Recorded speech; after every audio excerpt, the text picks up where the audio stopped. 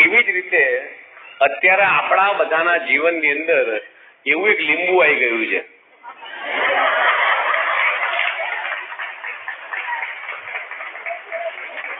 અને આ લીંબુ વોટ્સએપ, ફેસબુક, ટ્વિટર એ એટલું બધું બગાડી રહ્યું છે કે આપણા બધાના સંસારના જીવનની અંદર ખૂબ મોટું દૂષણ ઊભું થયું છે.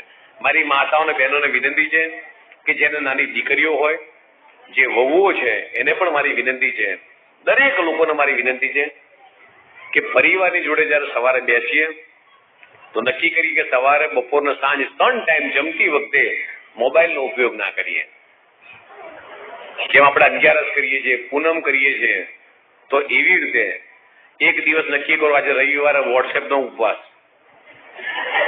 સોમવારે ફેસબુકનો ઉપવાસ, મંગળવારે ટ્વિટરનો ઉપવાસ, બુધવારે ઇન્સ્ટાગ્રામનો ઉપવાસ.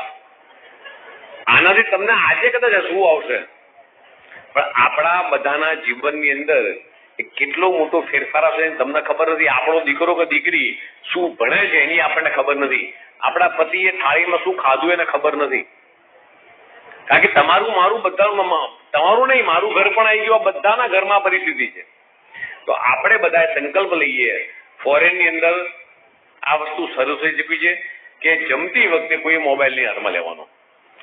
રોજનું કોઈ પણ એક ટંકનું ભોજન આખો પરિવાર સાથે સ્વીકારે. કારણ કે તમારી અંદર તાકાત તો શક્તિ છે કે તમે આખા ઘરને બાંધીને રાખી શકશો. તમારી અંદર એ તાકાત છે કે આખા ઘરને તમે સંયુક્ત પરિવારની જેમ તમે રાખી શકશો બહેનો. અને છેલ્લે એવું કહીશ કે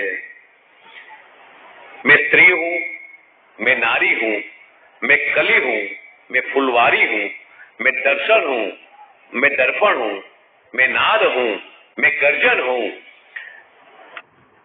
मैं श्रीमद् भागवत गीता हूं, मैं द्रौपदी हूं, मैं सीता हूं, मैं बेटी हूं, मैं माता हूं, मैं बलिदानों की गाथा हूं. जय रण छो, जय रण छो.